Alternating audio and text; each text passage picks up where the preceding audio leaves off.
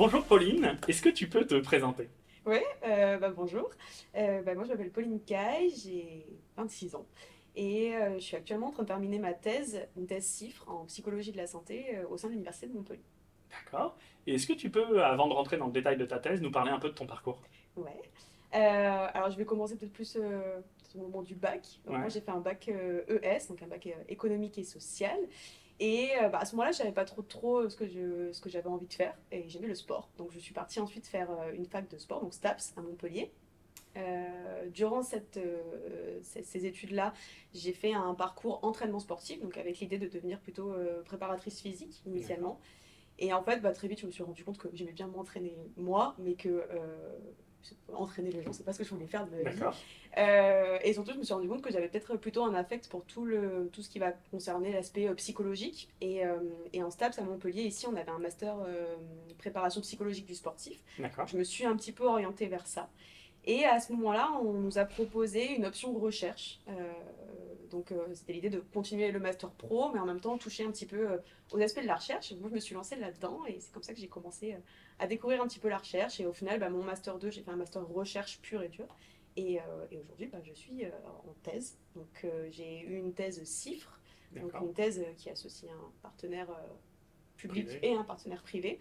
Et actuellement, je suis en train de la terminer, cette thèse. D'accord. Et donc, je suppose que cette thèse, elle mêle sport et psychologie? Eh ben, elle mêle pas tant sport D'accord. finalement. Alors si en quelque sorte. Alors c'est une thèse en fait qui s'est plutôt orientée finalement vers le domaine de la santé. Et effectivement, c'est une thèse qui mêle psychologie et santé. En fait, dans le cadre de ma thèse, je m'intéresse à une population particulière qui sont donc des patients atteints de maladies chroniques Ouais. respiratoires, notamment des patients atteints de bronchopneumopathie chronique obstructive, BPCO. Je ne sais pas si Ah non, je tu connais le pas. connais. Bon, tu le connaîtras bientôt puisque c'est la troisième cause de mortalité euh, au niveau mondial. D'accord. Et donc, en fait, si tu veux, c'est dans ces pathologies, il y a un aspect qui est un peu particulier, qui est lié aux pathologies chroniques de manière générale. C'est que c'est des pathologies qui sont d'une part évolutives, c'est-à-dire que avec l'avancée dans le temps, l'état de santé des patients va se dégrader, D'accord. qui sont systémiques, c'est-à-dire que le point de départ, il se situe au niveau des poumons, mais que derrière, on observe qu'il y a beaucoup de retentissement au niveau de l'organisme, et souvent, c'est des patients qui ont des pathologies associées, notamment des pathologies cardiovasculaires, métaboliques, osseuses, des problèmes au niveau de la santé mentale, etc. Et la particularité, c'est que c'est des pathologies qui sont non complètement réversibles. C'est-à-dire qu'aujourd'hui, tu n'as pas un médicament miracle qui te permet de soigner la fonction pulmonaire et de permettre aux patients de complètement récupérer ses fonctions. C'est une maladie de quelle origine? C'est génétique? C'est viral? Alors, c'est une maladie, alors tu peux avoir des aspects génétiques, mais globalement, c'est une maladie en fait comportementale. C'est-à-dire que la majorité des pathologies chroniques respiratoires, notamment de la BPCO, puisque c'est plus mon cas Ouais. d'étude, elles sont liées en fait à la consommation de tabac. D'accord. Donc, tu as 80%, on estime que 80% sont liés à la consommation de tabac, que tu as une partie qui peut être liée à l'exposition à des particules, à l'inhalation de particules, notamment par exemple liée à la pollution, à la combustion de biomasse, des choses comme ça. Et il y a une partie génétique pour 2 à 5% des patients avec un déficit d'une protéine qui normalement protège les poumons et qui là, du coup, les protège pas. Mais Et c'est différent de cancer du poumon, de choses comme ça. c'est différent dans la physiologie. Après, au niveau des symptômes, du ressenti des patients, c'est assez similaire. C'est des patients qui vont ressentir un essoufflement, ce qu'on appelle une dyspnée, au quotidien et qui va venir les limiter dans leurs activités de la vie quotidienne. Donc, c'est des pathologies effectivement qui sont hyper Ouais. invalidantes, Ouais. des pathologies qui sont hyper invalidantes, puisqu'en fait, imagine-toi respirer au quotidien dans une paille. Et essayer de fonctionner comme ça, dès que tu fais un mouvement, tu es essoufflé, et donc ça vient impacter le quotidien des patients, et que ce soit l'aspect physique avec l'état de santé, l'aspect psychologique, c'est des patients qui souffrent vraiment de dépression, d'anxiété, et même l'aspect social, puisqu'à un moment donné, quand tu es limité dans tes activités de la vie quotidienne, tu vas moins sortir, te renfermer, etc. Donc c'est des pathologies qui ont de nombreuses répercussions.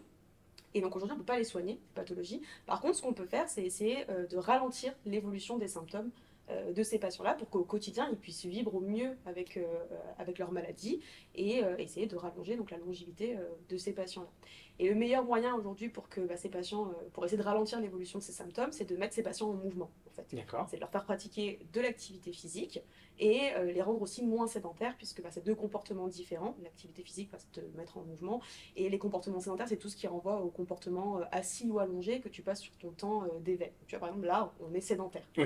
D'accord. Sachant que ces deux comportements, ils peuvent exister chez une même personne. Tu vois, j'imagine que toi comme moi, on passe nos journées assis au boulot, donc on est sédentaire, mais tu peux très bien aller faire ton footing le soir, donc en parallèle, tu es actif.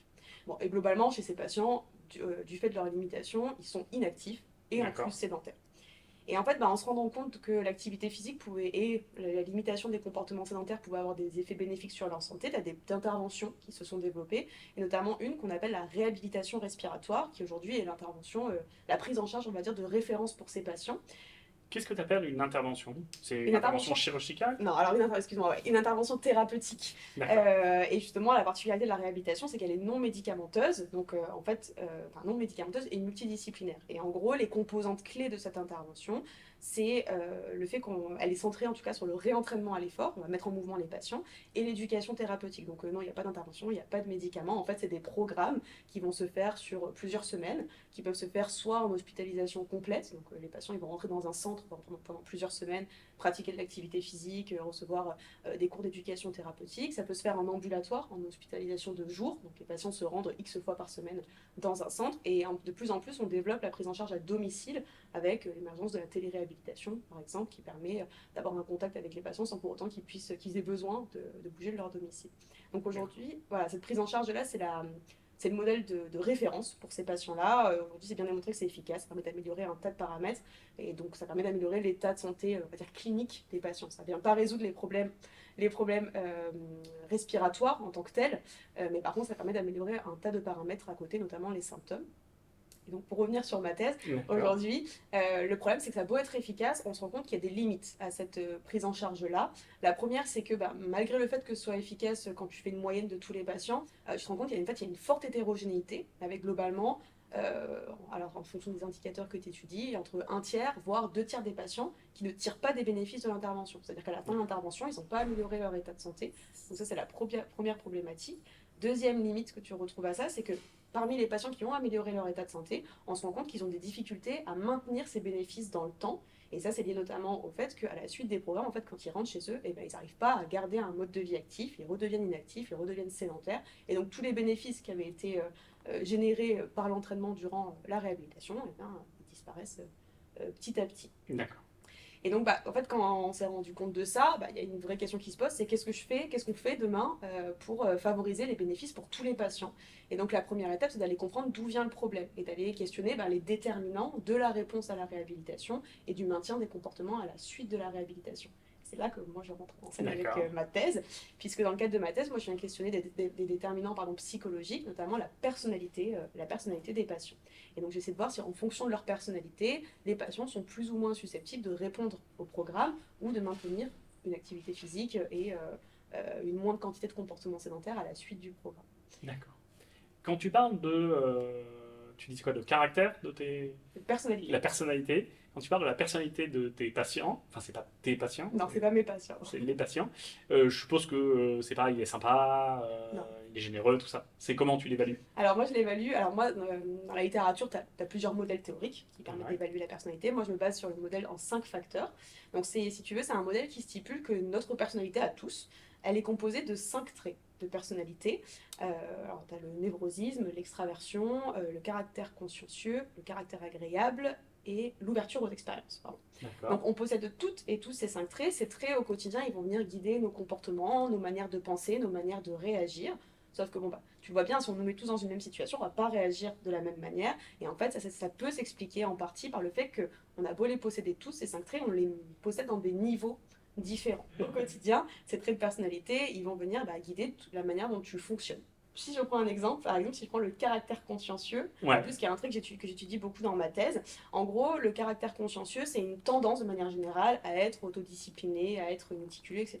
Donc les personnes qui vont avoir un niveau élevé, par exemple, dans ce trait-là, c'est des personnes qui au quotidien vont être organisées, qui vont avoir tendance à réfléchir avant d'agir, elles sont moins soumises à leurs émotions, donc Oui. elles sont capables, tu vois, je sais pas, par exemple, t'es submergé par tes émotions, tu pourrais te dire, je vais adopter un comportement qui va me permettre de gérer ces émotions-là. Tu fais une to-do. Du coup, tu fais quoi? Une to-do. Une to-do.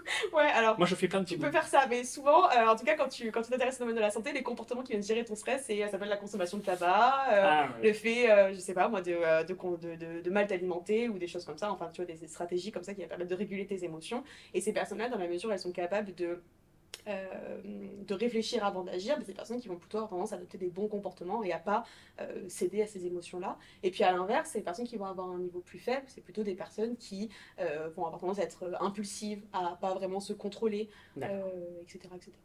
Et donc tu peux faire ça en fait sur les 5 traits, chacun a leur spécificité, et en fonction du niveau sur lequel tu te places sur ce continuum de traits, en fait, bah, ça va venir guider tes comportements de manière différente. Et ça, c'est ce type de test, c'est des choses qu'on fait très souvent en psychologie. Et quand tu regardes dans le domaine de la santé de manière générale, et de la psychologie de la santé, et ben pas tant que ça. D'accord.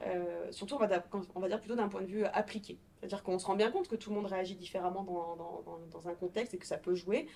Pour autant, c'est pas des évaluations qui sont prises vraiment en compte. Et c'est dommage parce que finalement, quand tu regardes comment c'est évalué, ça s'évalue avec des questionnaires auto-rapportés. Donc, tu vois, par exemple, moi, celui que j'utilise, c'est un questionnaire avec 45 items, avec une échelle de Likert qui va de 1 à 5, et ben, t'en tours ce qui te correspond le plus. Globalement, ça prend 15 minutes à répondre, ça coûte pas cher, c'est des choses qui seraient hyper faciles à mettre en place dans des contextes de soins, par exemple, Ouais. pour très vite cibler quels sont les patients les plus à risque et quels sont les patients les moins à risque de répondre ou de ne pas répondre à une prise en charge, etc. Je suppose qu'avec ce type de questionnaire, tu peux identifier les personnalités qui vont utiliser beaucoup de drogue, de choses comme ça. Bah, c'est un petit peu l'idée aujourd'hui, effectivement. Cette thématique de la personnalité, en tout cas sur le modèle sur lequel je m'appuie, a été énormément étudiée elle a été énormément étudiée dans le domaine de la santé de manière générale et des comportements de santé. Et effectivement, tu te rends compte qu'il y a des traits, des patterns qui ressortent comme étant des facteurs de risque. Donc c'est notamment un niveau faible de caractère consciencieux dont je te parlais tout à l'heure, Oui. qui est plutôt voilà, qui a une tendance à l'impulsivité, et un niveau élevé de névrosisme où c'est plutôt une tendance à percevoir la réalité comme étant menaçante. En fait, c'est des personnes qui sont très stressées, qui ressentent beaucoup d'émotions négatives. Et en fait, tu te rends compte que ces deux traits-là, ils sont associés effectivement à des comportements à risque, alors que ce soit tabac, alcool, consommation de drogue. C'est du coup derrière associé à des problèmes de santé, hein, parce que tu fais un effet un peu cumulatif. Hein, tu as des mauvais comportements au quotidien, derrière ça va venir influencer ta santé et ça influence ta mortalité derrière. Donc globalement, ce qu'on voit, c'est que ces personnes qui ont ce type de profil-là, ce type de trait-là, c'est des personnes qui sont à risque en termes d'un point de vue de leur état de santé en fait. Et donc, pour revenir à ton sujet de thèse et voir si j'ai bien suivi, Ouais. tu utilises ces traits de personnalité corrélés à la réussite Mm. de l'intervention de mise en mouvement, Ouais. on résume un peu, et tu Réhabilitation. essaies de voir si certains traits de la personnalité sont alliés à une bonne réussite et d'autres à une mauvaise réussite. Exactement ça. D'accord. Alors c'est exactement ça, c'est une partie de ma thèse, mais globalement l'idée c'est vraiment ça, c'est moi je prends les patients au début de leur programme de réhabilitation, j'évalue leurs traits de personnalité, leurs 5 traits, et à la fin je viens regarder des indicateurs qu'on utilise pour dire que la réhabilitation a marché ou a pas marché, et je regarde si les traits sont associés à cette réponse-là. Et donc je fais ça sur le cadre de la réhabilitation, et puis après quand je m'intéresse au comportement, je fais un peu la même chose, j'évalue leurs traits au début du programme, et puis je les suis dans le temps, pendant 6 mois, et derrière, je viens évaluer leur comportement, notamment leur pratique d'activité physique et leur comportement sédentaire, et je regarde s'il y a une association entre ces variables-là. Et est-ce que les traits de personnalité ils peuvent évoluer sur ces 6 mois-là? C'est une super question que tu poses là parce que effectivement en fait, pendant très longtemps on a pensé que la personnalité c'était quelque chose de stable en fait et que ça bougeait pas trop et en fait de plus en plus quand on avance dans le temps on se rend compte que quand tu regardes à nouveau au niveau intra-individuel si les traits peuvent bouger, il y a certaines variations des traits de personnalité qui apparaissent notamment en réponse à des comportements. Ce qu'on voit par exemple c'est que les personnes qui pratiquent de l'activité physique derrière elles ont tendance à avoir une évolution des traits on va dire, à potentialiser les traits qui sont bénéfiques et à atténuer les traits qui sont délétères. Donc effectivement, on pourrait imaginer, ça c'est pas testé, on ne le sait pas, mais qu'au cours de ce suivi, mais même au cours du programme, dans la mesure où les patients vont faire de l'activité physique, etc., qu'il pourrait y avoir une modification des traits. Alors moi, c'est pas quelque chose que j'ai étudié dans ma thèse, mais c'est des perspectives par la suite, effectivement, voir dans quelle mesure est-ce que le programme de réhabilitation, derrière, il est associé à une modification de certains traits de personnalité, et est-ce que cette modification, ça pourrait pas être finalement un élément à prendre en compte pour dire que si ça modifie, derrière, ça prédit la réponse à la réhabilitation. C'est-à-dire modifier un peu le programme de réhabilitation pour pousser certains traits de caractère. Ça pourrait être ça. D'accord. Et alors, dans ton cas, est-ce que c'est lié ou pas alors la réhabilitation et les traits de caractère? C'est lié. C'est lié. C'est lié. D'accord. C'est lié. Effectivement, alors moi, j'ai dans les 2 études que j'ai menées dans ma thèse en contexte de réhabilitation, j'ai pu effectivement identifier qu'il y avait certains traits qui étaient associés à la réponse. Alors ça a été des résultats, je t'avoue, un peu étonnants, parce que c'est des résultats qui ne correspondaient pas du tout à mes hypothèses. Donc Ouais. moi, tu vois, je t'ai parlé du névrosisme et du caractère consciencieux. Globalement, c'est ce qu'on retrouve partout, même dans des prises en charge, dans d'autres types de prises en charge. Tu vois, on le retrouve notamment dans tout ce qui est prise en charge de la dépression, des troubles mentaux, par exemple. Et moi, bah, j'ai un autre trait qui est ressorti, c'est l'ouverture aux expériences. Et globalement, D'accord. ce que j'ai pu observer, c'est que les patients qui avaient un niveau élevé dans ce trait-là, donc c'est des personnes qui ont tendance à rechercher de la nouveauté constamment, qui ont besoin d'être stimulées, et ben, elles avaient tendance à moins bien répondre, elles avaient une moindre probabilité de réponse sur leur qualité de vie à la fin du programme. Donc elles bénéficiaient pas du programme de réhabilitation sur la qualité de vie. Et je t'avoue que ce résultat, au début, on a été hyper perplexe parce qu'on ne comprenait pas trop. Et en fait, bah, c'était hyper intéressant quand on a essayé de le justifier, ce résultat. Réfléchissant, on s'est rendu compte que c'est peut-être la modalité du programme. C'est-à-dire que moi, je travaille dans des programmes en hospitalisation complète. Donc les patients, ils viennent, il y a comment ça s'appelle on vient générer une rupture complète avec leur environnement. Ils Oui. viennent dans un centre pendant, nous, c'est 5 semaines, par exemple, les programmes de réhabilitation. Et puis, ben, pendant 5 semaines, ils vont vivre au rythme de la réhabilitation. Donc c'est emploi du temps qui sont complètement prédéfinis, l'heure des repas est prédéfinie, les sorties sont prédéfinies. Et bah, finalement, on se rend compte que peut-être que ces personnes qui, elles, ont besoin plutôt d'autonomie, d'indépendance, et ben, c'est peut-être une modalité de prise en charge qui ne correspondrait pas. Et du coup, bah, ça ouvre des perspectives en se disant, ben, déjà, bon, qu'est-ce qu'on peut faire pour ces patients pour que, ben, au sein de ces programmes, ils se sentent bien? Qu'est-ce qu'on peut leur laisser comme marge de manœuvre pour qu'ils puissent s'épanouir là-dedans? Et bah, est-ce que finalement, on ne devrait pas utiliser les traits de personnalité pour orienter les patients vers des programmes spécifiques, puisque comme je t'ai dit, il en existe en hospitalisation complète, en hospitalisation de jour et à domicile. Et peut-être que finalement, d'autres programmes pourraient être intéressants pour ces patients-là. Ce qu'on observe dans ma seconde étude en ce qui concerne les comportements, c'est que les personnes qui ont à la fois un niveau élevé de névrosisme et un niveau faible de caractère consciencieux Ouais. sont des personnes qui vont avoir tendance à moins diminuer leur comportement sédentaire à la suite du programme. Donc nous, l'idée, c'est qu'à la suite du programme, ils soient moins sédentaires, plus Ouais. actifs. Globalement, on a un effet avec effectivement les personnes qui sont plus actives et moins sédentaires, mais les personnes qui ont ce type de configuration-là, elles ont tendance à moins atténuer, il y a moins de changements de comportement, si tu veux, au niveau des comportements C'est-à-dire qu'ils sédentaires. maintiennent plus longtemps le bon comportement. Non, ils maintiennent moins longtemps, Ils maintiennent le... moins longtemps le bon ou alors plus comportement. longtemps le mauvais comportement. Tu peux faire comme tu veux. C'est-à-dire qu'ils reviennent plus vite à la sédentarité, tout En ça. gros, c'est un peu ça. D'accord. Et donc, dans ces cas-là, est-ce que tu essayes de proposer des changements dans l'intervention pour qu'elle soit plus résiliente? Eh ben, moi, c'est ce que j'aimerais, en tout Voilà. cas. Après, aujourd'hui, c'est quand même compliqué parce que ce sont des prises en charge qui sont déjà quand même Oui, oui, bien sûr. voilà, hyper bien installées. Mais l'idéal, ça serait ça. Ça serait de se dire, bon, bah, maintenant qu'on a ce constat, qu'il y a des personnes qui répondent moins bien ou qui changent moins bien leur comportement du fait de leur trait de personnalité, en tout cas en partie à cause de leur trait de personnalité, bah, qu'est-ce qu'on leur propose à ces personnes-là? Aujourd'hui, le truc, c'est qu'en fait, dans la littérature, voilà, t'as plein de gens qui te disent bah ça serait bien d'individualiser sur la personnalité, mais t'as pas beaucoup de gens qui le font. Donc je pense que ça, ce serait un petit peu les pistes. En tout cas, moi, c'est ce que j'aimerais, peut-être ce vers quoi j'aimerais m'orienter par la suite. C'est bah, essayer de voir bah, maintenant qu'est-ce qu'on propose à ces personnes-là. Tu vois, moi j'ai fait une thèse CIFRE, donc moi ce côté appliqué, il me plaît bien. Euh, et donc il y a plusieurs pistes en fait. Bah, tu aurais la première piste de dire bon bah ils ont des traits à risque, on va venir modifier leurs traits, avec Ouais. l'idée que ça devrait derrière permettre d'adopter de meilleurs comportements, etc. Et tu as la piste, bon bah maintenant on va venir individualiser leur prise en charge thérapeutique. Là, tu as plusieurs pistes aussi qui peuvent être avancées, tu vois, on pourrait se dire, bon bah en fait ce qu'il faudrait, c'est créer un environnement qui corresponde aux besoins du patient. Donc, par exemple, si on reprend la réponse à la réhabilitation avec l'ouverture aux expériences, bah, ça serait laisser un peu plus de temps libre aux patients, leur laisser plus d'autonomie, plus de choix, plus d'espace, des choses comme ça qui permettraient en fait que ça corresponde mieux à leurs besoins psychologiques. Donc ça c'est des pistes, mais aujourd'hui t'as pas beaucoup de preuves dans la littérature qui montrent que ça marche, parce que t'as pas beaucoup de gens en fait qui ont questionné ça. Alors, ça me fait poser une question, parce que là, tu disais qu'il y a 5 traits de personnalité. Mm. Donc, je suppose que même en faisant des regroupements, tu dois avoir combien 30, 40 types de caricaturales de personnalité, on va dire. Je peux monter encore, ouais. Tu peux monter encore, donc un facteur 10, je commence, J'en ai aucune idée, alors ça voilà. c'est... Et je me dis que donc là, l'individualisation devient extrêmement compliquée, Ouais. parce qu'il faudrait tester même les combinaisons les plus caricaturales, Mm. pour voir comment les adapter. Donc ça devient...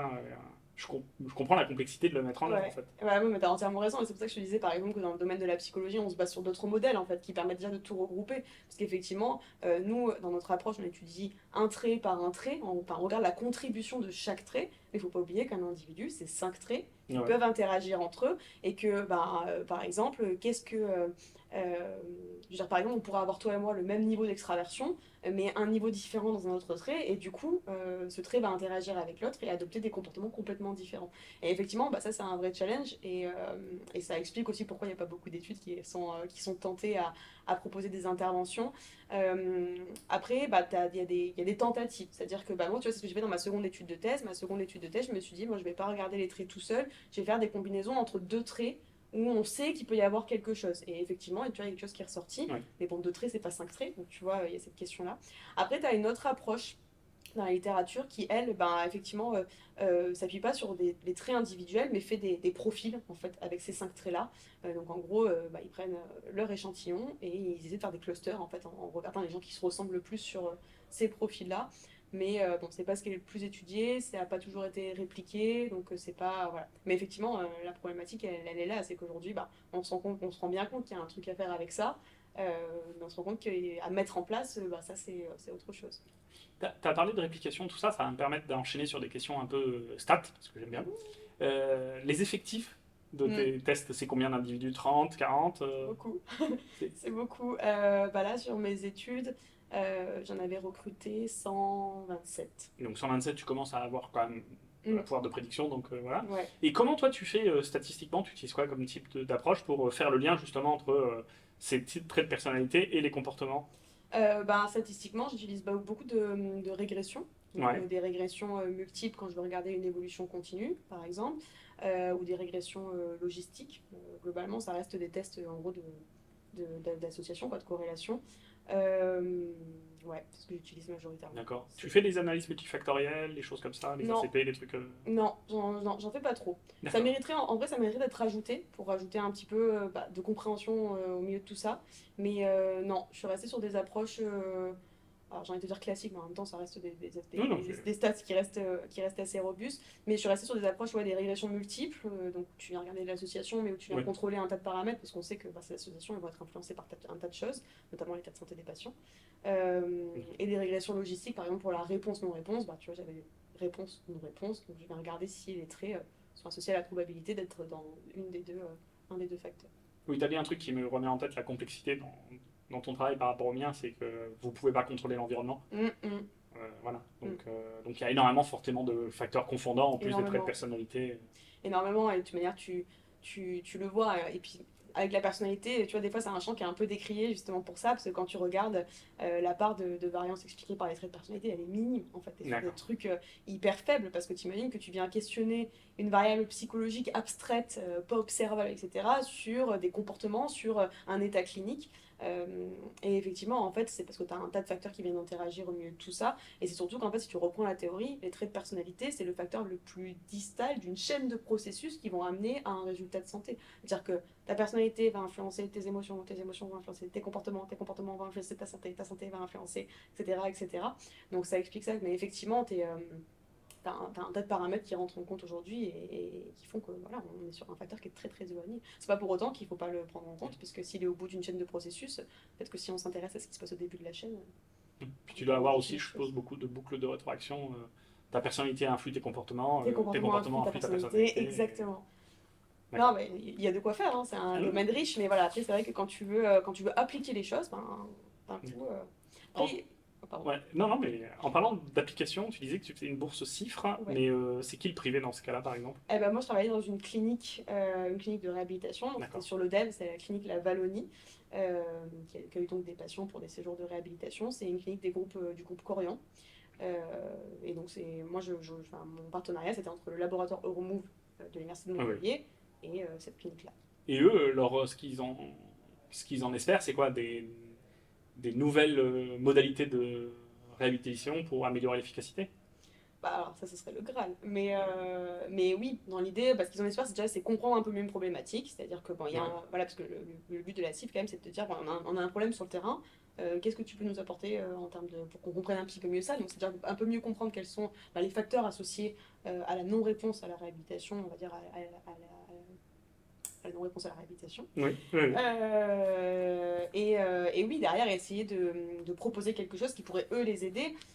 Bon, moi, dans ma tête, j'aurais pas pu le faire parce que moi, j'ai vraiment mis le premier pas en disant, bon, déjà, est-ce que la personnalité, c'est intéressant dans ce Oui. contexte-là, chez ces patients-là? Mais tu vois, par exemple, là, il y a une personne qui est pressentie pour faire la suite de ma thèse dans cette entreprise et qui, elle, va passer justement sur le côté un peu interventionnel, faire des tentatives, voir si, ben, ok, on a fait un constat sur la base de mes travaux, est-ce que maintenant, si je propose une individualisation, j'ai...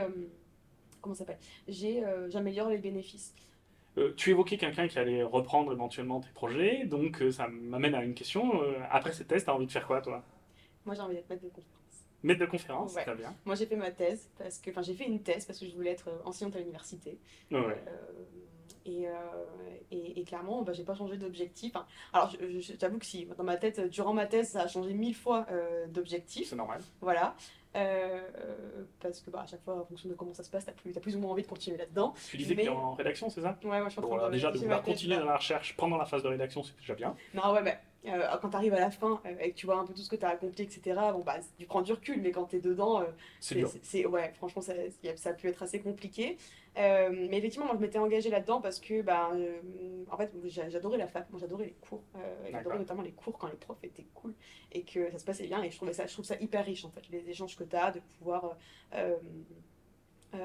bah, enseigner des choses à des étudiants et, puis, enfin, et même eux t'enseignent des choses, enfin, c'est un échange et en fait bah, durant ma thèse moi j'ai réalisé des quelques heures de cours Ouais, et puis cette année j'ai eu la chance d'avoir un poste d'ATER donc d'attaché temporaire d'enseignement et de recherche au sein de l'université au sein de STAPS de ouais, Montpellier ouais.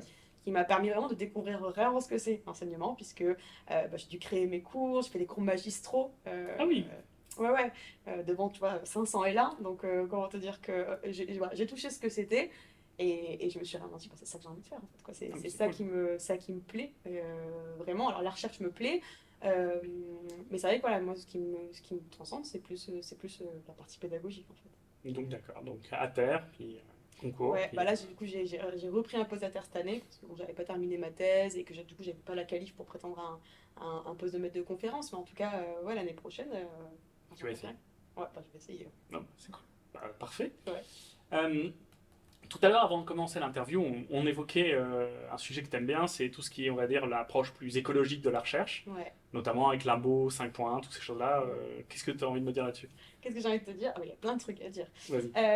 Bah, en fait, pour te refaire un petit peu l'histoire, si tu veux, récemment, avec des collègues doctorants au sein du laboratoire, bah, on s'est rendu compte qu'on avait ouais, des intérêts communs autour de l'écologie. C'est-à-dire qu'aujourd'hui, tu sais qu'on. Je pense que je t'apprends rien si je dis qu'on est dans une pleine crise, en pleine crise écologique et il est nécessaire qu'aujourd'hui on change nos comportements. Et bah, dans le laboratoire, voilà, on était plusieurs dans notre vie quotidienne à à mettre en place des comportements. Tu vois, on prend plus l'avion, on mange moins de viande, etc. Bref, je t'épargne tous ces trucs-là. Mais en fait, on s'est rendu compte que dès que tu revenais au travail, bah, cet aspect-là, c'est comme si tu pouvais t'autoriser un peu à le mettre en break, puisque bah, Mhm. un travail de chercheur, c'est quoi? C'est voyager pour des congrès, prendre l'avion, etc. Et c'est presque comme si, bah, vu que c'est le travail, on a le droit. En fait, on s'est rendu compte que nous, bah, ça ne nous convenait plus. Ouais. Et donc, de plus en plus, on a commencé à mettre en place des initiatives personnelles, à se déplacer en congrès en prenant le train, des choses comme ça. Et puis, ça nous a amené à nous dire, mais en fait, il y a peut-être un truc à faire il y a peut-être des choses à bouger, autant au niveau du labo qu'au niveau même de l'université. Et donc, on a créé un groupe de travail récemment qui a justement ben, pour but, on va dire, qui a deux grandes actions principales, même si on pourrait les décomposer. La première, c'est comment ça s'appelle, de s'investir au niveau du labo, en ce qui concerne ben, on va dire, voilà, des pratiques responsables de recherche. Et la seconde, c'est de s'investir plutôt au niveau de l'université, puisqu'on se rend compte qu'aujourd'hui, nos étudiants, ben, ils ne sont pas formés à ces aspects-là, qui sont pas tous intéressés. Après, je ne vais pas faire des généralités, je ne les ai pas tous questionnés.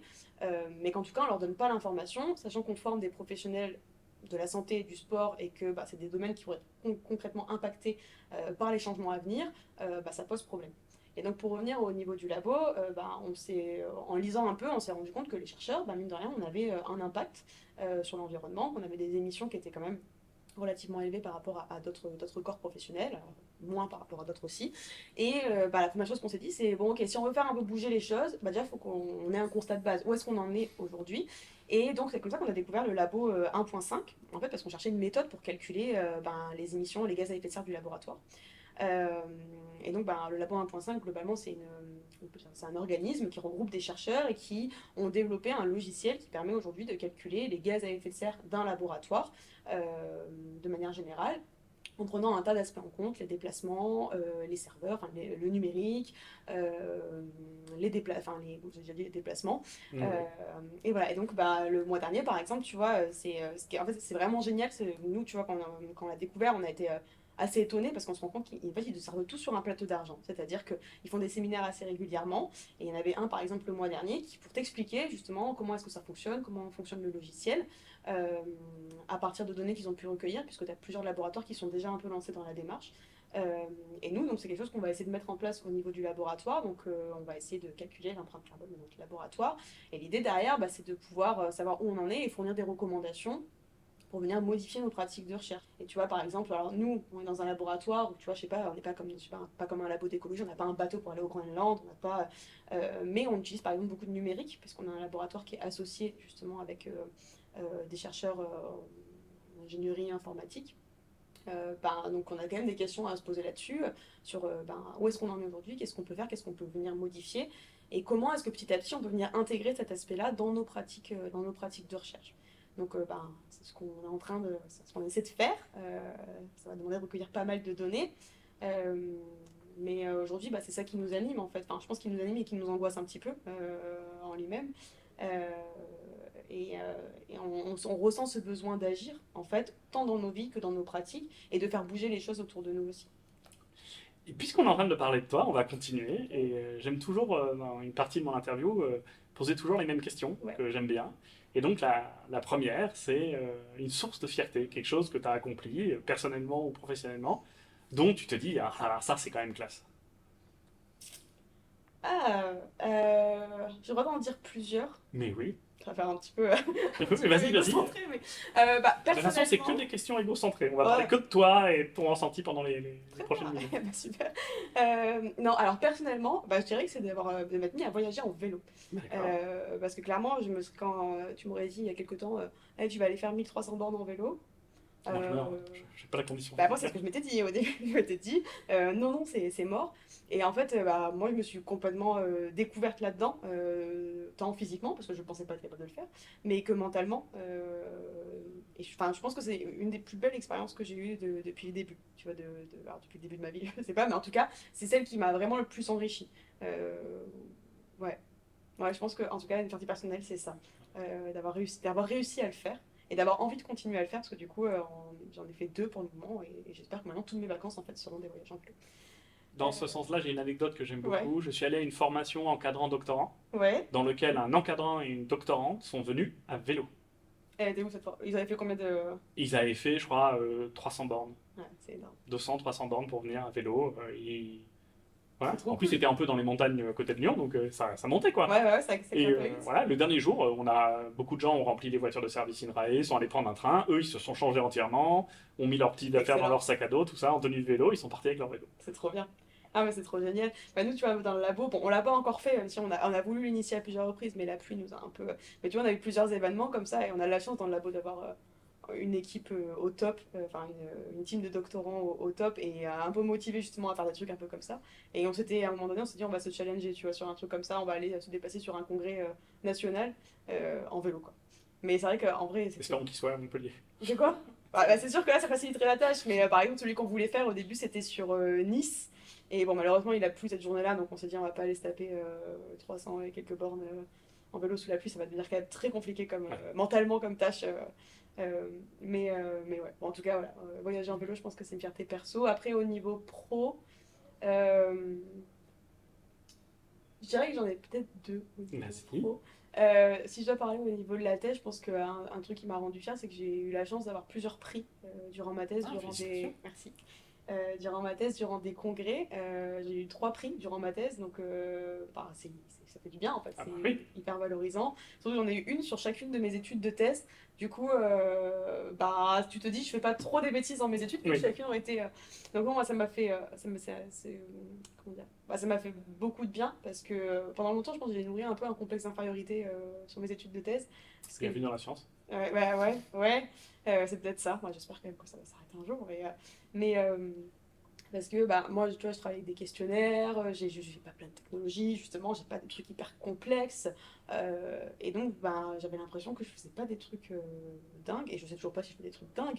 Mais en tout cas, voilà, le fait qu'à un moment donné, on vient de valoriser ça, et qu'on. En plus, toi, c'était des communautés différentes. J'avais par exemple un prix dans un congrès qui concernait les chercheurs en activité physique, un autre prix dans un congrès qui concernait des professionnels de santé qui travaillaient sur la réhabilitation. Et donc te dire que bah, finalement tes projets ils sont entendus et qu'ils sont un petit peu valorisés dans ces différents domaines-là, bah, ça fait du bien. En tout cas, moi en tant que doctorant, ça m'a donné des petits coups de boost à plusieurs reprises, donc ouais. Et après, non, en réalité, je pense que ce dont je suis le plus fière, en tout cas au niveau pro, bah, c'est les cours que j'ai réalisés. Alors, je dirais pas, enfin, pas ceux que j'ai créés, mais l'expérience que j'ai vécue là-dedans. Parce que bah, je pense que en tout cas, c'est l'expérience qui m'a le plus enrichi. Tu vois, D'accord. euh, euh, bah, en fait, je pense que c'est tellement un côté qui me passionne un petit peu que d'avoir déjà réussi à le faire, c'est-à-dire finir ta thèse et en parallèle faire un post c'est pas toujours très drôle. D'avoir réussi à le faire et surtout j'ai eu beaucoup de feedback d'étudiants.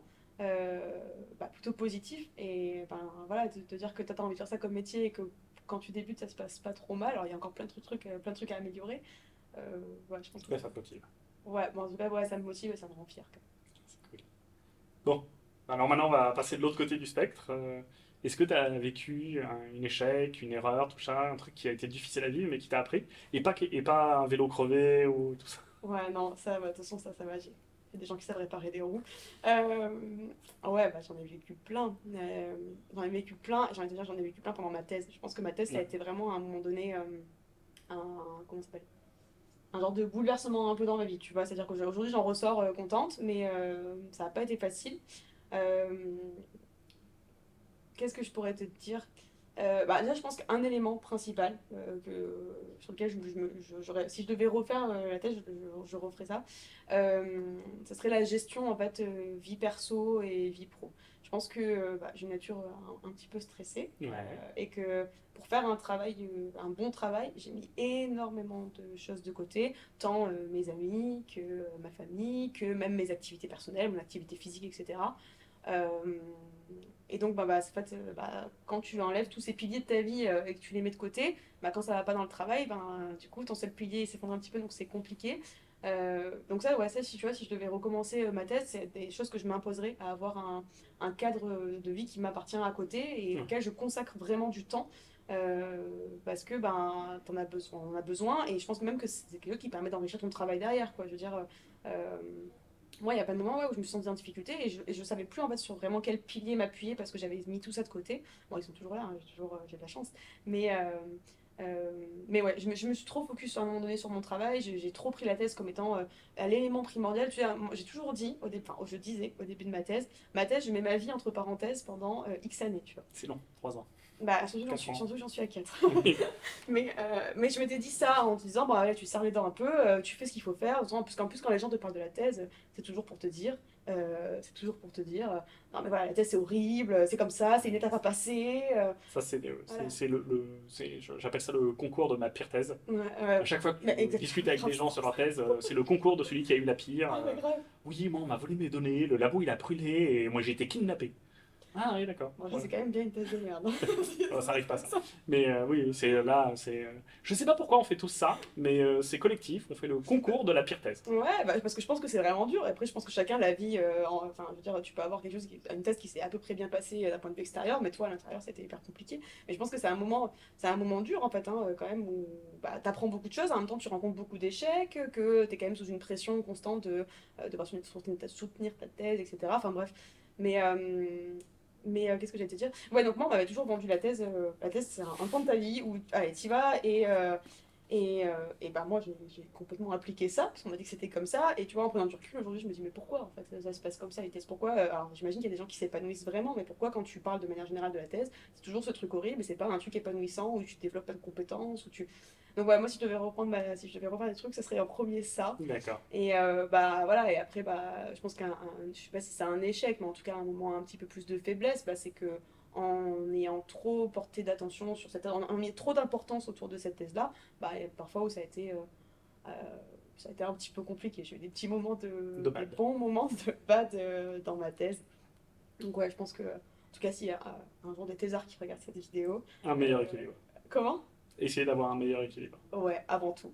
Parce que ça sera aussi bien pour le thésard, enfin, c'est aussi bien pour nous que pour notre travail, parce que à un moment donné, voilà, quand t'es quand même au bout du rouleau, t'es fatigué, t'es stressé, et que tu peux pas à un moment donné décompresser, ton travail il est en pâtit, quoi. Tu procrastines, je pense que j'aurais pu Tu passes gagner. du temps à pleurer tout seul dans ta salle de Tu bain. passes du temps à pleurer.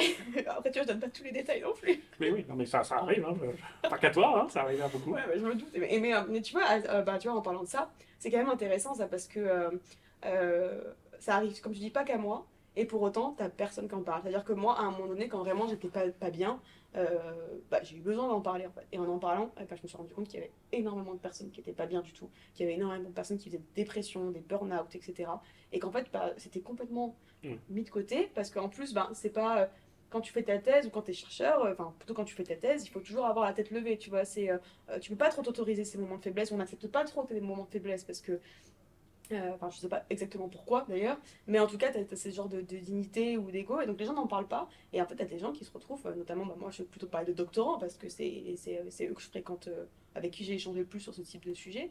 Mais il y a des gens qui se retrouvent vraiment dans des états de détresse importants, qui osent pas demander de l'aide, parce que ils seront pas bien vus s'ils ont craqué pendant leur thèse. Euh, et ça, moi je trouve ça malheureux et scandaleux. Et toi, des fois, je me dis, à un moment donné, je m'étais dit, ce serait peut-être intéressant qu'il y ait un suivi presque psychologique des doctorants. Alors, tu vois, je me suis pas trop intéressée à la littérature sur le pourcentage de dépression et de burn-out chez les doctorants, mais je crois que, enfin, j'en avais déjà eu des échos. Après, voilà, c'est peut-être pas des vraies preuves ou des vrais chiffres, mais qu'il y avait quand même une large partie de doctorants qui souffraient, sans parler d'un problème pathologique, de détresse psychologique, tu vois.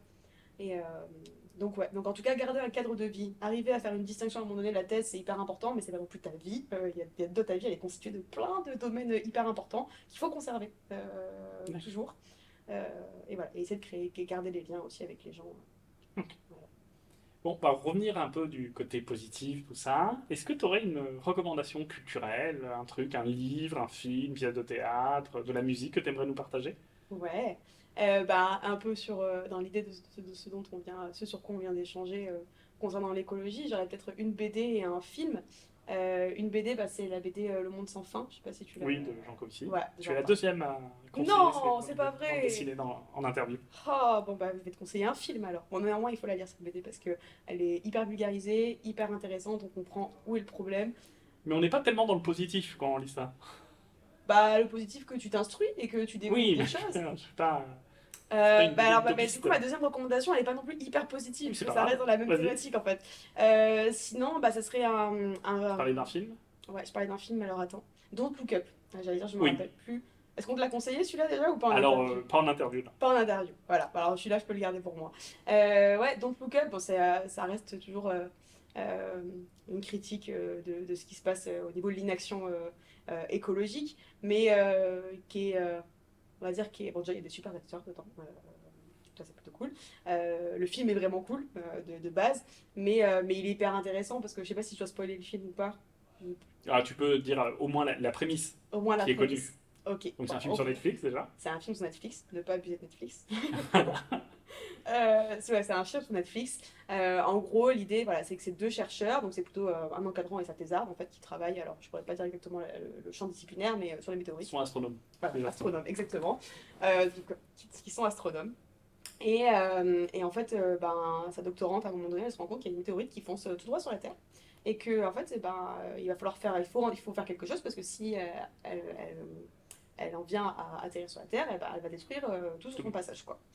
Et donc, en fait, tu vois un peu l'histoire de ces scientifiques-là qui vont aller essayer d'alerter les politiques publiques, et les politiques publiques qui vont sous-estimer la chose de manière énorme, donc ils vont essayer d'aller dans les médias qui vont faire exactement pareil, et en fait, tu vois un peu la détresse des chercheurs face à quelque chose qui est proéminent, qui arrive, qui va tout détruire, et l'inaction des gens autour.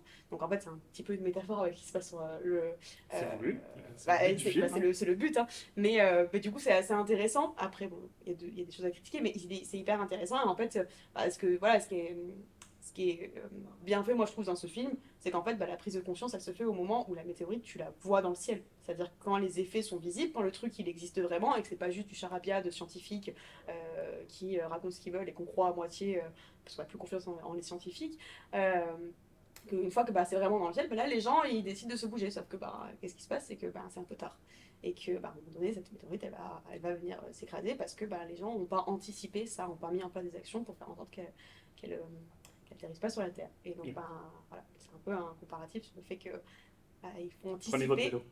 Prenez votre vélo pour votre santé et votre bien-être. Non, ouais, et bah voilà, mais juste que en fait, c'est voilà, un comparatif sur le fait que aujourd'hui on voit pas tout ce qui se passe et que bah du coup c'est sûr que ça mène pas à changer. Quand tu vois pas les choses concrètement, bon bah t'as pas, je veux dire, bon, j'allais donner un exemple nul, je vais le garder pour moi celui-là. Mais voilà, on voit pas, bah, ça pousse pas au changement parce qu'on ne se rend pas compte de ce qui est en train de se passer. Mais le problème c'est que c'est aujourd'hui qu'il faut agir et pas quand les choses seront déjà là. Donc voilà, donc ce film il est cool et pour une fois je trouve que ça aborde la question, des questions importantes sous un format qui est quand même assez sympa, assez ludique. Donc voilà, si un soir t'as rien à faire ou d'autres gens n'ont rien à faire, Regardez. vous pouvez chiller devant ce film-là. Super, merci. Et pour terminer, si suite à cette interview, il y a des gens qui veulent discuter avec toi de ton projet de recherche, de Labo 5.1 ou d'autres choses, Ouais. c'est quoi le meilleur moyen de te contacter? Je pense que c'est par mail. D'accord. C'est par mail. Tu veux que je te donne mon adresse là? Non, mais je la Tu rajouterai l'écris, ouais. à la paraîtra en dessous de toi. Bah, en vrai, ouais, par mail. Après, LinkedIn, D'accord. je m'y LinkedIn. connecte. Et Twitter. Mais peut-être par mail avant tout. Mais mail, je le regarde tous les jours. Ça marche. Et ben, je mettrai ton adresse mail alors. Ça marche. Et ben, merci pour l'interview. Merci à toi. Et n'hésitez pas à suivre. Voilà, merci.